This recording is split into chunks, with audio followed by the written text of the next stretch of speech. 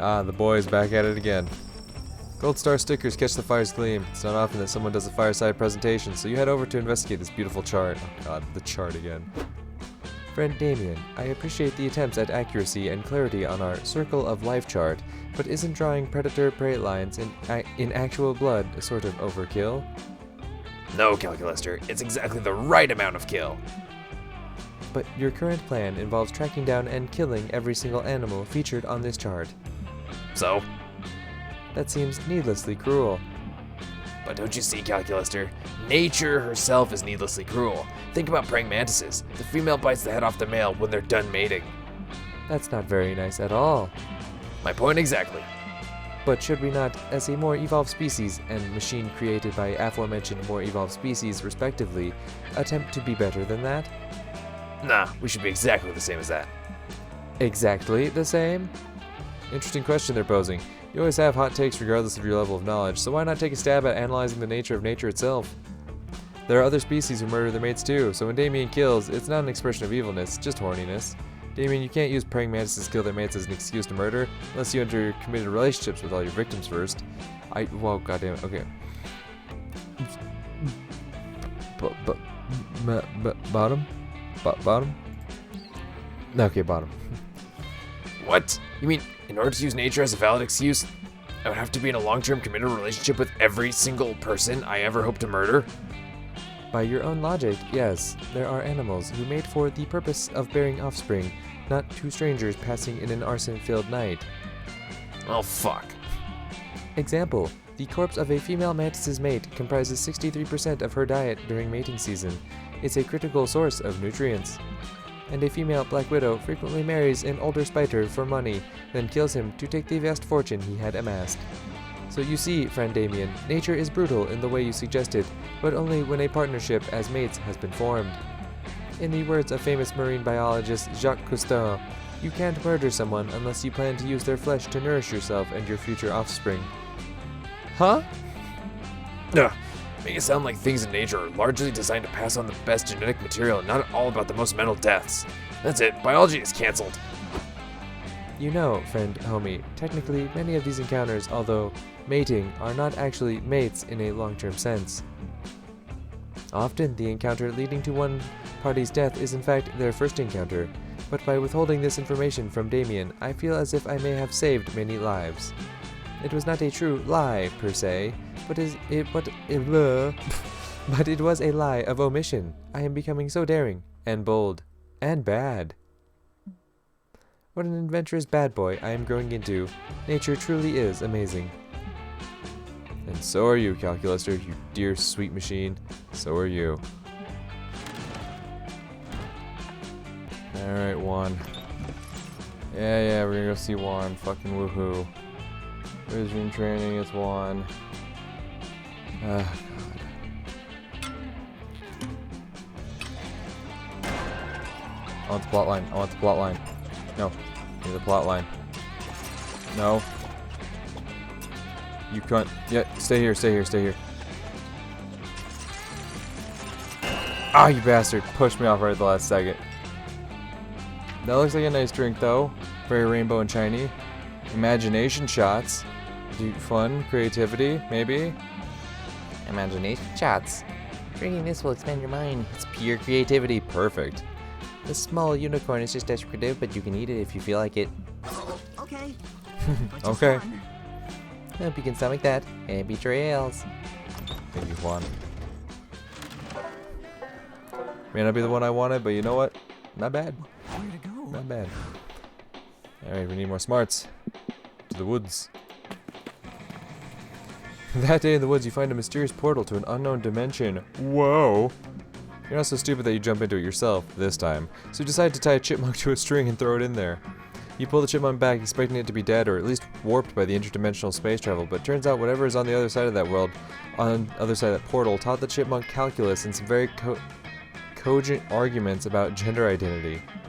You and the chipmunk have a long, insightful conversation, and he helps you with your summer school homework. You gain +2 smarts. Fuck yeah. You're hanging out with Calculester, Damien, and Scott, mostly Cal, when suddenly... Commander located, awaiting instructions. Rob a sandwich store and bring me one. He's not talking to you, Damien. I think he's looking for Coach. Negative, friends. Notice how this interloper is a machine like myself, and even possesses the same highly expressive facial screen. Whoa, that's crazy! Oh, I get it now. Indeed, I believe this hulking automaton is here to... Help you convince your divorced parents to get back together. It's a classic parent trap situation. Yeah, two identical twins reunited at summer camp, conspiring to make their estranged parents fall back in love. What else could it be? Silence, organics. I care not for your tortured romantic plot lines. My name is CP Ulysses. Pronouns they, them, and I am here to pledge my service to Calculester in the robot war. A robot war, friend CP Ulysses. Against whom? Against all monster kind. They are suboptimal and must be eliminated. You said eliminated. Did you mean to say befriended?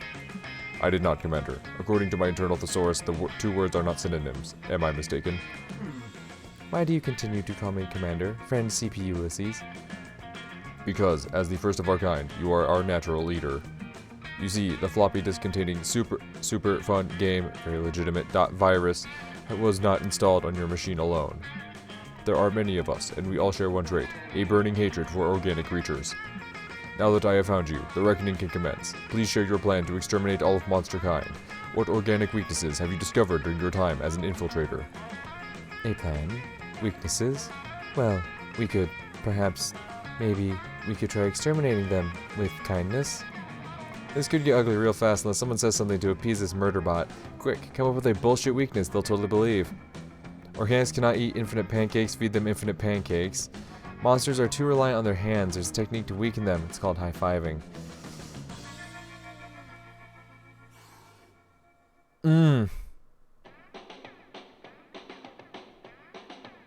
That sounds like creative.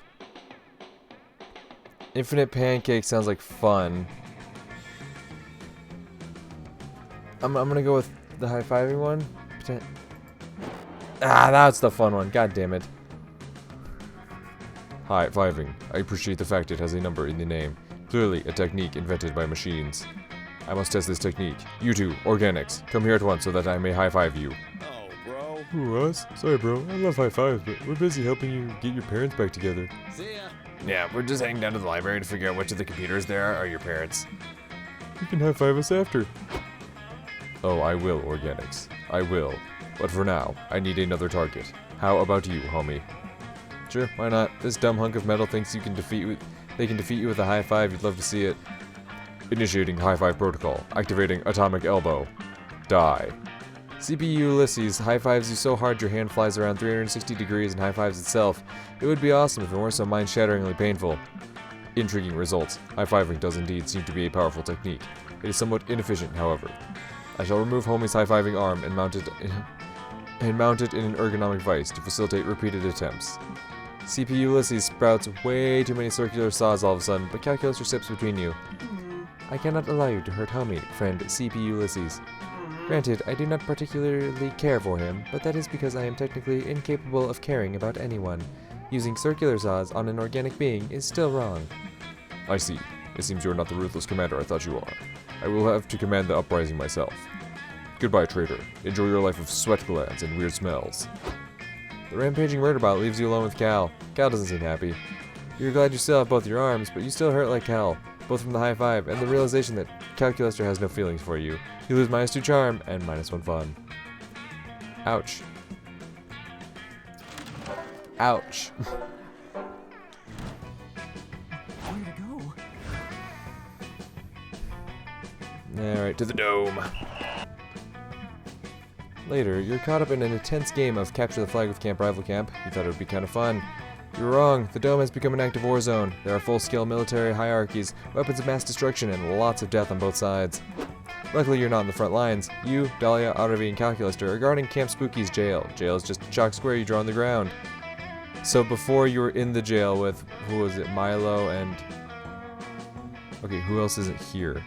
Was it Joy? Maybe. But now you're one of the ones guarding the jail, alright. But you've got a prisoner. It's Morty. God damn it, not Morty. I don't like Morty. Makes me so uncomfortable. The wildly bangable Minotaur from Camp Rival Camp. He keeps stripping his clothes off and hip thrusting to seduce you for his freedom. Enjoy me while you can, idiots. I won't be inside your pathetic jail for long. No container can hold me. That's why I never wear condoms. God, I don't like you. Shut up. It's not a big deal. Shut your mouth, scum. Unless you're going to tell us the location of your team's flag. If that's the case, then you can open your mouth to speak. But otherwise, shut it. Yeah, you think I'm going to give in that easily? I'll never tell you the location of our flag unless one of you has a lot of sex with me. I'm loaded up and ready to be tortured. Shit. You need to get Morty to tell you the location of the flag, or the Pacific campaign is going to drag on forever. Dahlia pulls you aside to discuss your interrogation plan. Alright, we gotta get this slutty bull to crack. I think it's gonna be easy. But let's all just agree right now, nobody stooped to fucking him. We're better prison guards than that. Agreed. If we're going to torture a Minotaur until he gives away precious war secrets, let's do it with some motherfucking integrity. Eggplant. Eggplant. Understood. I have blacklisted Morty the Minotaur from my potential sexual partner classification.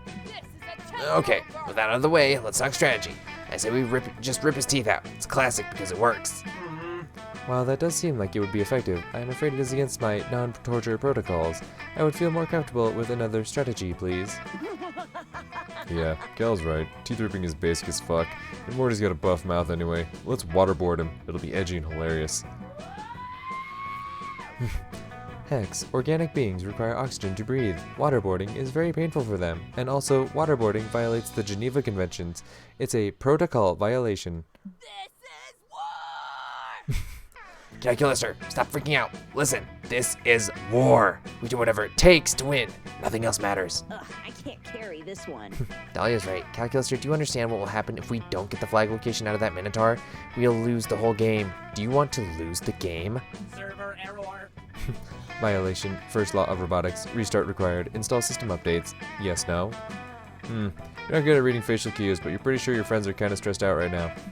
Quick, figure out how to get Morty the Minotaur to tell you his war secrets without resorting to 1, fucking, or 2, torture. It's easy. Make an online quiz, and for the third question, ask where is your team's flag hidden? It's obvious. One of you needs to go undercover posing as another prisoner and build up a rapport with Morty to earn his trust.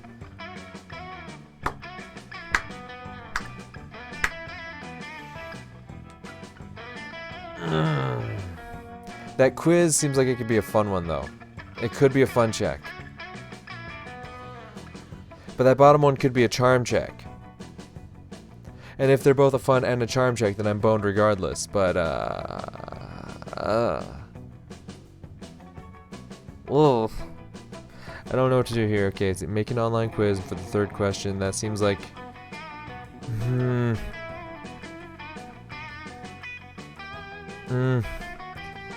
One of you needs to go undercover, posing as another prisoner, and build up a rapport. That seems like charm. Oh, top one. Oh, thank God. What? That's a dope idea. You guys, I take like 40,000 quizzes a day. It's basically therapy at this point. I am happy. Casual digital quizzes do not technically violate any of my torture protocols. I am in favor of this interrogation strategy. You guys spent a few minutes making the most irresistible quiz possible. What flavor of ice cream are you? You return to interrogate Morty. Oh yeah, I'm down. You want more of me already? Damn, I guess it's true what they say. Camp spooky babes really are insatiable. Prepare to die. Eat shit and die, scum. And also take this BuzzFeed quiz, or else we'll stab you. I like getting stabbed. Just another kind of penetration if you ask me. But fine, whatever, I'll take your loser-ass quiz. Well, what flavor of ice cream am I? Now I gotta know. Ha! You know what I should be? Pistachio. Because my outside is hard, but I'm full of nut. I don't like you at all. Question 1. What's your dream vacation? Psh, easy. My answer is Brazil. Because Brazil has 14.4% of the global cattle population. It's basically a fuck paradise. Question 2. What's your favorite holiday? Obviously it's Halloween. Not to brag, my costumes are so slutty that they're technically illegal to wear in Utah. And question 3. Where does Camp Rival Camp hide their flag? Shit, I'm not supposed to tell anyone, but I can't give an inaccurate answer. What if I give a fake answer to this question and the quiz says I'm some gross ice cream flavor like oatmeal raisin celibacy? I can't risk it. You win this round. I'm gonna give the real answer. Camp Rival Camp's flag is hidden underneath the graveyard behind the orphanage. You win, BuzzFeed quiz. You've ravished me with your mind games. That dumb but very hot Minotaur. Our interrogation is complete. I gotta say, the quiz was effective. Success achieved. I have transmitted this war-ending information to Admiral Bloodface. Also, I'm happy because we achieved our goal and became slightly closer as friends. More quizzes for the prisoner. Make him take quizzes all day. You guys spend all day devising quizzes to extract all of Morty's secrets. He never figures out what you're doing, and you get tons of valuable intel. Morty tells you lots of secrets about Camp Rival Camp, his entire backstory. It's very moving, and you finally get a confirmed measurement of his bicep girth. Admiral Bloodface leads a devastating attack on the orphanage, and Camp Spooky wins the Capture the Flag War. Hell yeah, the rush of victory!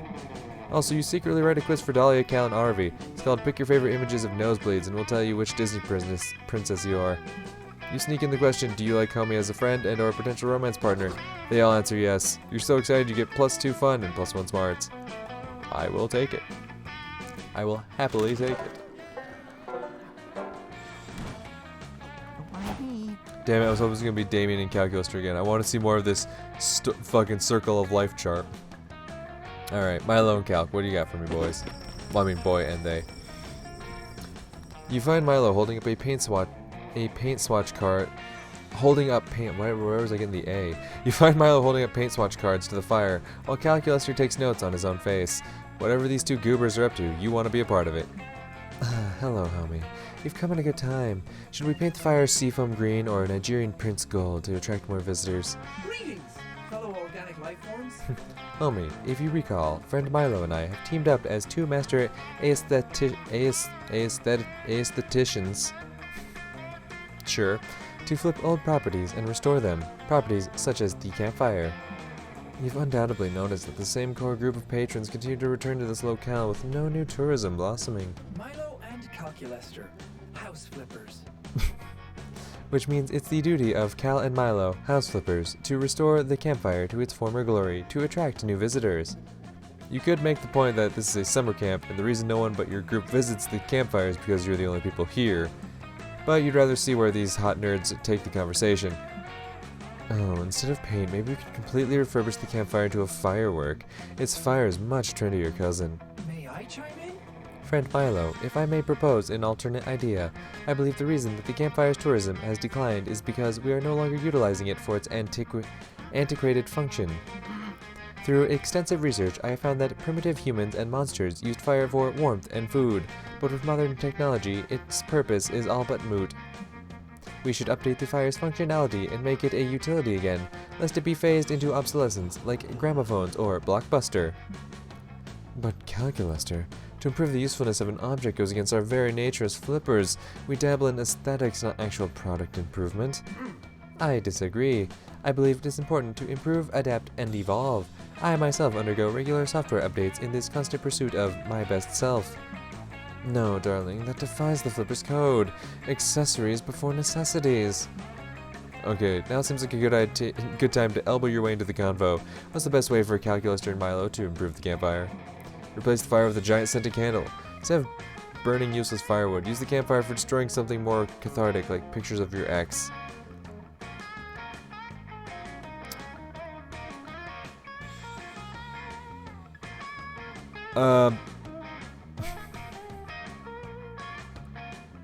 They both seem like Milo options. Because, like, Calculester wouldn't have pictures of his ex. But also the scented candles totally seems like a Milo thing. I don't know which is which. Replace the fire with a giant scented candle. Instead of burning useless firewood, use the campfire for destroying something more cathartic like pictures of your ex. Bottom?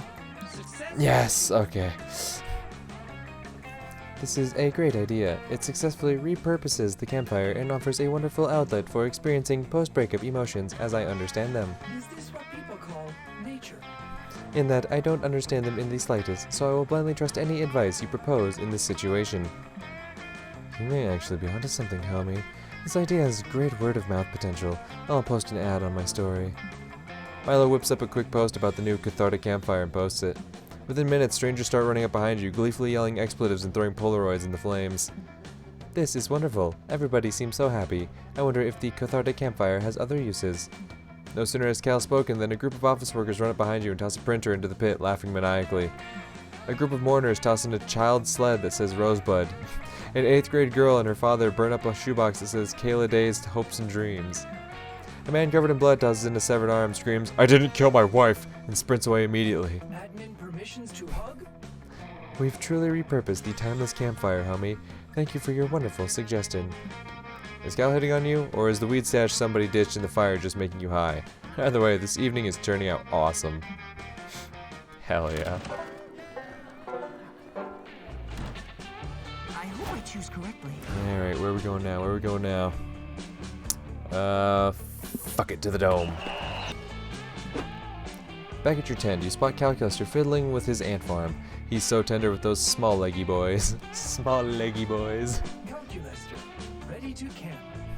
Oh, hello, friend homie. I was just deriving useful insights about organic life from my ant terrarium. Initially, I was worried that tiny six-legged creatures might not be a fitting analog for more complex life forms. But friend Milo helpfully informed me that we are all tiny six-legged creatures where it counts. Concern averted. Lately, I have been focused on giving my little ants the happiest lives possible. If I can just optimize their tiny ant lives. Ooh. I love that. It will help me understand how to make my larger friends happier as well. Recently, however, I have run into an obstacle. As everyone knows, the happiness of an organic being is directly related to how efficient it is at working. And my ants are quite efficient. I hardly know any humans who could vomit so much material into the mouth of their exalted queen. But I wonder, are my ants as efficient as they could be? Surely there must be room for improvement, but I've tried everything I can think of without success.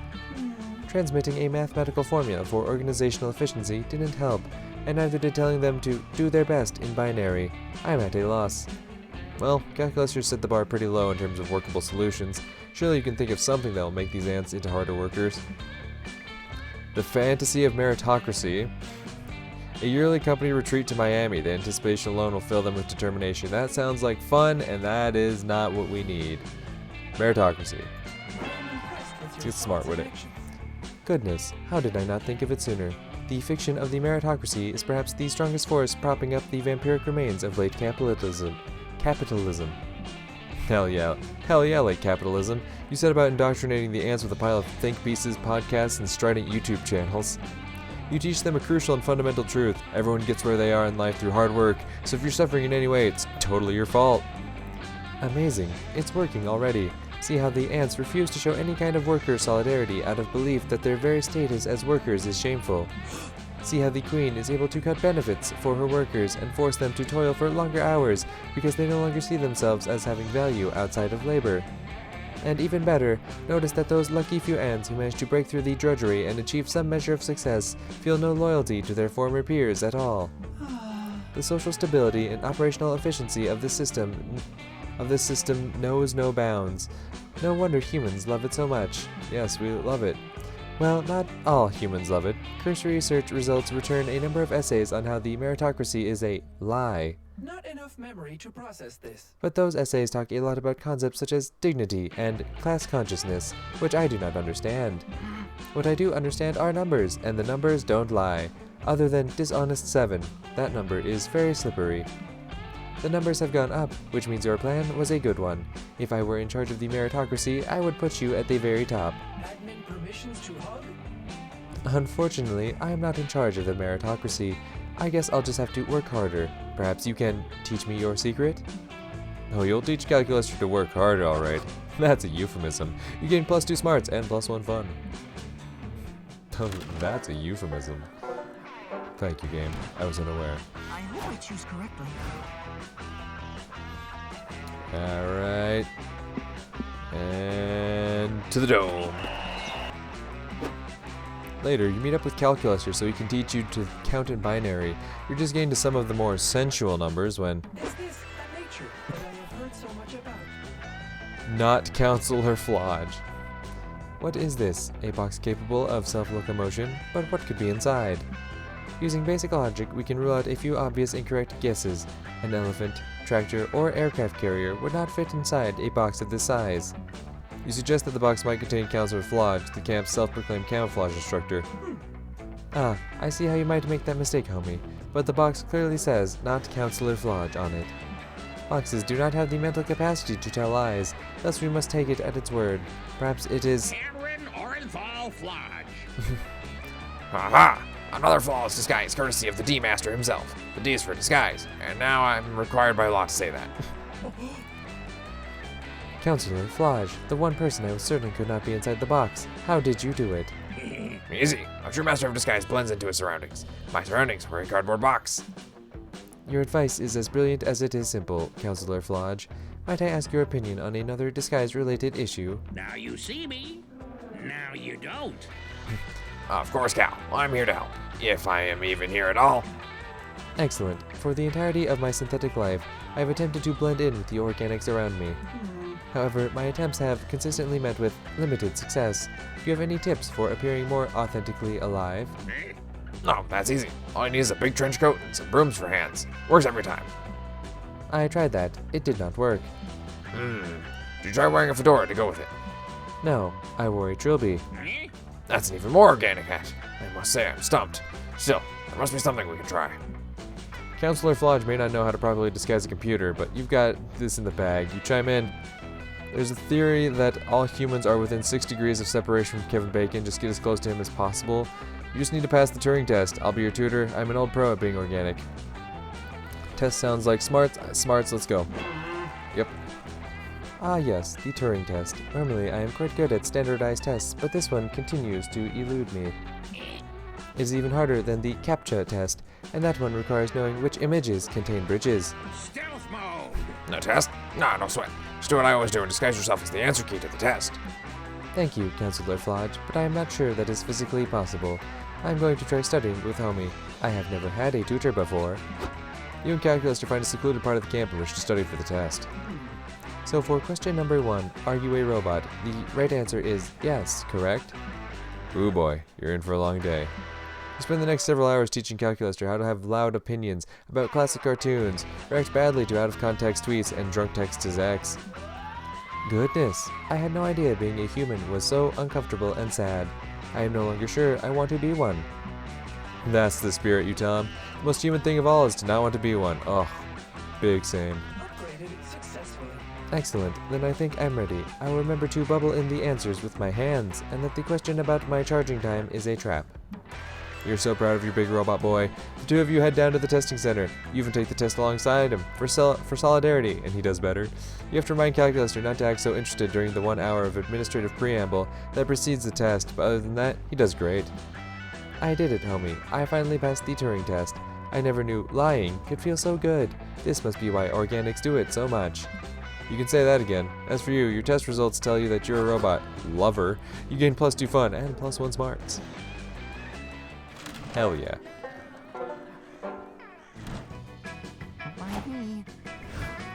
Yes, my boys, tell me about the chart of life. I'm here for it. You smell something burning and know very well that where there's smoke, there's a fire. In this case, it's a campfire, and what's burning is everything. Friend Damien, I am concerned that you are engaging in destructive behavior. Nah. Nope. Damien throws a shoe into the campfire, which crackles and flares up. He makes some notes in a notebook he's carrying. Oh, what's up, homie? Want to get on some sweet research? Friend Homie, my own research has led me to the hypothesis that Damien is merely using science as a pretense for arson. What? No, this is super legitimate research. See, I'm even taking notes. Damien takes a pillow and throws it into the fire. But friend Damien, all you are writing is, shoe, it burns. Pillow, it burns. Out of his diary, it burns. Yes, what's your point? These two are definitely not going to see eye to eye on matters of fire research. Not without you chiming in, that is. Calculester, remember, every item Damien burns is an item that can't fall into the hands of some truly villainous person for truly villainous reasons. Damien is preventing crime. Wow, Damien burning stuff, so original, Damien. Why don't you do some research on what defines you beyond arson? Get some layers, my dude. God damn. Fucking tearing into him, holy shit. What? No. What? No, I'm very multifaceted. Just last week, I put on a really received production of Macbeth, exclusively starring Molotov cocktails, but I also enjoyed a really nice trip to the museum. But when I went to give them my ticket, somehow it turned into a Molotov cocktail. Then that Molotov cocktail got thrown at dinosaur bones. Then the dinosaur bones burned down and set the taxidermied animals on fire. Also, it's possible I just did arson at the museum and then forgot about it. You see, friend Damien, friend Homie has a point. A quick internal search shows that your previous shenanigans have included burning down the school library and burning down a restaurant and a movie theater in the same night. Even your quest to punch the sun could, in some ways, be considered fire-related, given the nature of the sun itself. I remember that. A scan of the internet shows that there are forums in which it is discussed that your entire arson shtick is getting old. However, I have no desire to engage in criticism without being constructive, so I simultaneously researched a precise list of activities to make you multidimensional and/or likable. My calculations show your reputation would improve if you spent more time working on your makeup skills, bonding with your dads, and being shirtless. Perhaps you should try those. Yeah, no, I'm not. You can't just call someone out like that. You made me so vulnerable now. Yes, your vulnerability is what people want to see more of. Also, your abs. Well, We seem to have been successful. I am certain he has stormed off to practice his smoky eye and do sit-ups. Hooray! Perhaps I should take some of my own advice and do something wildly out of character.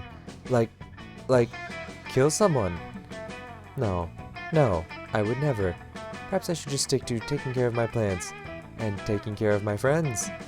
Would you like to spend a lovely evening by the campfire, burning nothing but marshmallows? You would, and you do. Sure, it's not really breaking new ground for Calculester as a character, but he's so dang cute, you ain't mad. It would have been dope to see him kill someone, not gonna lie. I mean, what? Alright, here we go. Let's get fucked over again. I didn't get fucked over last time, but still. I don't know, I don't trust Juan one fucking bit. No, don't you fucking shove me around, you shit. You don't you. Ah! Oh god, oh god, oh god. Where am I? Where am I? Where am I? Where am I? Where am I? Here. Oh, fuck. Shit. Where am I? Where am I? Where? Oh. Down. We're going down. Oh. The Manhattan. I know this one. It's like, it gives you like extra all the locations, right? Manhattan, yeah, an extra location. Yep, yes, +1 extra to every location. Hell yeah. Okay. Did good. Did good with drinks this time around. Alright. Oh, that's a rarity. So many options. There are so many options. It's lovely. Fuck it, let's get some fun. Let's go to the lake. Yeah, let's go to the lake. Why not? Before you go to the lake, you decide to make the most fun inflatable toy to float on that you possibly can. You combine many of your favorite fun things: ice cream, tabletop games, watching your enemies fail, ducks. Ducks. The resulting amalgamation is certainly interesting, even if it doesn't exactly float on water. You decide to name it your toy Dr. Frankenfun, or maybe you should just name it Dr. Frankenfun's Monster. Just beholding the horror you've crafted gives you +3 fun. You're rubbing tanning oil on Joy and motor oil on Calculester when your horny activity is interrupted by Damien screaming at a sandcastle again. Fight me, dude! What do you mean you don't have any flamin' hot Cheetos? I am your king, and I demand Cheetos as tribute. Damien, please. Unlike myself, most inanimate objects are incapable of understanding or producing speech. I'm not talking to the sandcastle. I'm talking to my subjects inside the sandcastle. The world is at risk again. There are people inside the sandcastle, and they're your subjects? Come on, Cal, this is an emergency. Join Calculester, dash over to Damien's sandcastle. You follow behind, spilling oil everywhere. Is this a camping? Fascinating. This sandcastle truly is swarming with tiny humanoids. Where did you acquire this civilization? These are the citizens of Smalltopia. Found them in the yard at Spooky High and graciously agreed to be their king. He's a despot, cries one of the tiny people. We were representative democracy before he came along. I knew they would die without my enlightened leadership over the summer, so I packed them all in a lunchbox and brought them to camp where I built them this castle. It was a massacre, cries another of the tiny people. That lunchbox didn't even have air holes. Duh, if air can get in, so can deadly diseases. I was protecting you. We used to have hospitals and universities, despairs another tiny person. But now all we have is a mountain of sand and broken dreams. Our society is ruined. Ugh, these guys have been such a bummer since I brought them here. It's like they're not even grateful. I've tried everything. Threatening them, paying RV to threaten them, threatening to pay RV to threaten them again. What about, I don't know, digging them an irrigation system? or supplying them with microcomputers and learning software. Oh, good idea. Then I can threaten to take those things away if they don't stop moping. I'll cheer them up. That was You know what? How about Cal and I focus on improving the Smalltopian infrastructure? You can help by... This is delicate. If Damien's not allowed to help, he will definitely go apeshit, but most of his ways of helping involve going apeshit anyway. Quick, give him a non-destructive way to improve Smalltopia. Help him find some beach-appropriate decoration for the castle. Can't fuck that up, right? Introduce some hermit crabs. They can be Smalltopia's wacky but lovable neighbors.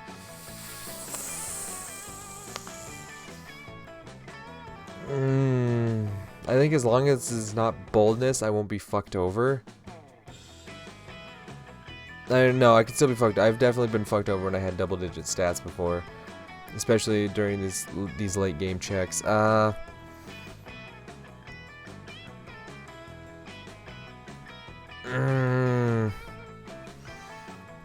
one. That's either gonna be fun or creativity. Just my work. Creativity, nice. Finally, someone who appreciates my aesthetic sensibilities. Ugh. Oh, yeah, your aesthetic sensibilities. You have those, and I appreciate them. I am happy. I am not programmed to understand aesthetics, but wait, weren't you saying you were like an aesthetician with Milo just a few minutes ago? And therefore, I can only assume that Damien's are excellent. I appreciate everyone's confidence. And check it out, I already found the perfect shell decoration. It's funny because it looks like a dick. We don't want a huge dick on top of our horrible sandcastle, cried the citizens of Smalltopia. We reject phallic symbolism as a relic of the patriarchy. Bye, losers. Ugh, still pleasing these people. Come on, homie. Let's find a shell that doesn't look like a dick, I guess. You search the beach for hours and finally find the perfect shell. It is haunting in its symmetry, and the sun plays off its surface in mesmerizing rainbow patterns. You wait until the Smalltopians are asleep. They sleep way more often than regular-sized people because they are so tiny. Place the shell in the middle of their town square. It's actually just a square Damien drew in the sand with a stick, but one thing at a time. Citizens awake 30 minutes later and are mesmerized by this mysterious new art object in the midst of their city. Their artists are inspired by its ethereal curves. Their mathematicians are inspired by its intricate ratios. No aspect of Smalltopian culture is left untouched by the majesty of the shell, from architecture to music to atomic physics. Goodness, Smalltopia appears to be undergoing a renaissance. They've even developed a cruel plutocracy, just like in the Italian Renaissance. I underestimated you. Wow, Damien, I'm sorry I ever doubted your aesthetics. This is truly phenomenal. No. I still think we should have gone with the dick shell. Thanks to this single shell, Smalltopia is catapulted into the atomic age in a matter of minutes. They develop nuclear weapons and threaten to use them on Damien if he doesn't leave them alone. Metal. No, wait, never mind, this is awesome. Been trying to get them to build nukes for ages. Thanks, everybody. You help join Calculester dig aqueducts while Damien taunts the Smalltopians into nuking his face. Everybody's happy. Gain +2 fun and +1 boldness. Fuck yeah. I'm loving it. I hope I choose correctly. Oh, fuck it. What next? Let's head to the dome. Today at the Camp Dome, the game is Charades Extreme. It's just regular charades, but apparently they love to stick extreme onto any classic game. It's your turn, and you get third times the charm. Third is easy to convey just by using your fingers. But charm is harder. To get your team to guess it right, you act as if you were more charming than you really are. You manage to do that, gain +3 charm by playing that role, and bring your team to victory. Hooray. You've been spending a lot of time with Calculester lately, so when he asks if you want to meet up for some standard organic activities, you're thrilled. It's his most romantic invitation yet. Greetings, fellow organic life forms. Greetings, friend homie. Thank you so much for joining me for these activities. I am 98.46% certain that you will enjoy them. First, I propose that we watch several hours of horny anime, while online comparison shopping for vacuum cleaners. After that, we can track down some of our campmates and shamelessly attempt to ingratiate ourselves to them with wacky hijinks. Success. And to round out the evening, we can finish up by leaving positive reviews of Monster Prom 2 Monster Camp on Steam. Already ahead of you, buddy. Wow, those are literally all your favorite things to do. How did he know? It is no big mystery, friend. I simply downloaded and perused your entire search history. Many of my less scrupulous brethren use this technique for marketing purposes, but I have chosen to use my power for good by algorithmically identifying all of your favorite activities. Speaking of which, I wanted to do the cake thing as well, but I had trouble finding a large enough horse. I'm sorry, what? Wow, that's super creepy, but like in a totally cute way that you absolutely love. Calculester leads you around for the rest of the afternoon, and each activity he suggests is even more enjoyable than the last. It seems like reducing a complex person down to a constellation of online data is not only possible, but also super fun and deeply unethical. Two of your favorite things. That night, though, as you lie in your tent reminiscing about the day's adventures, a thought occurs to you. If Calculester is reading your entire search history, that gives you a great way to low-key signal your attraction to him. Yep, you leap out of bed, energized by your new idea. It's time to go online for romance reasons. But what combination of searches will unlock Calculester's cold metal heart? The answer might surprise you. Robot porn, robot porn. Spend 5 hours leaving romantic reviews of consumer electronics so Cal knows you want to consume his electronics. Robot porn, robot porn. Yeah, no, top one. You quickly search up a whole bevy of luscious appliances on all the internet commerce websites. What a smorgasbord. These will be the most important customer reviews of your life. Luckily, you have the soul of a poet. In a jar, in your backpack. Fucking poet never knew what hit him. You start writing. Panasonic Lumix digital camera. They say beauty is in the eye of the beholder, but they're wrong. Beauty is in the camera of the beholder, and this is that camera. Canon Pixma wireless all-in-one printer.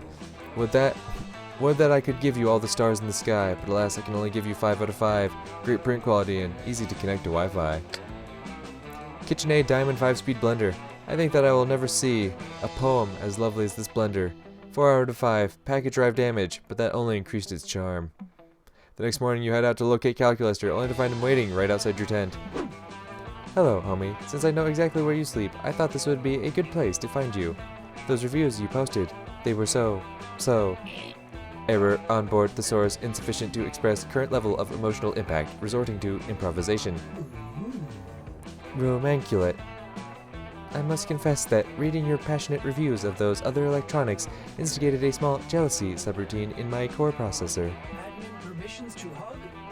I do not wish to impose, but what do you think? But do you think you might like to write a review of me? Would you ever? You rub your poet soul for luck and compose your magnum opus. Calculester Mark II. A face like an angel and a chassis that don't quit. So hot I'd buy that even without free shipping. 10 out of 10. Call me sometime. Eggplant. How did you know my current CPU temperature? Are my benchmarks showing? Oh goodness, I am so titillated. You tell Calculester you're down to titillate his CPU anytime. That's like the robot version of the prostate, right? You gain +2 smarts and +1 charm. It's like the prostate, right? Oh yeah, I only messed up one along the way. I already know we're good. Ooh. Ooh. No. Damn it, I was hoping to say ooh. I don't know why, just hearing that fucking kills me. Hearing Sean do that fucking say ooh woo in that voice, I fucking love it. Ooh woo. Yeah, let's go. Alright. You finally gather the courage and ask your beloved to watch the meteor shower with you. You desire a summer fling with me? I am so happy. I must admit I've been intrigued by you lately, so I ran 62 simulations of us going to the meteor shower together. One of us died in only 3 of them. Believe it or not, that is actually a very good statistic. For the most part, the outcomes were very satisfying and overall nice. So to quote myself in most of my simulations, yes, homie, let us be summer flings. Would you like to hold each other while the sun sets? You've updated me too low. The last day of camp was lovely. Before the meteor shower, Calculester took you on a romantic hike and pointed out all different types of plants and wildflowers along your walk.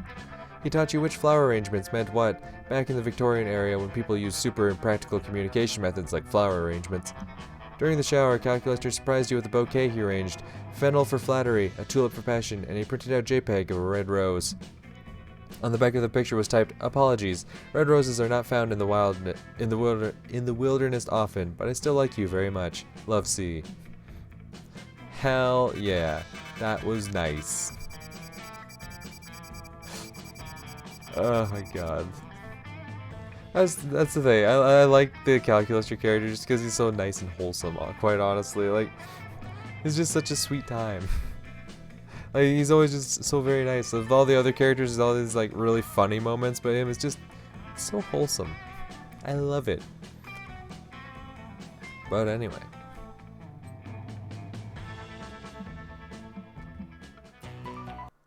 That ends that. What do we unlock? We unlocked all brains. Oops, all brains. Nice. Alright. So that's gonna wrap up this video. We have one more route left. One more route, and that's our spicy red baby, Damien. Saved him for last. So anyway, in the next one, wrap everything up with Damien. But for now, gonna end this video here. And I'll see you in the next one. Till then, peace.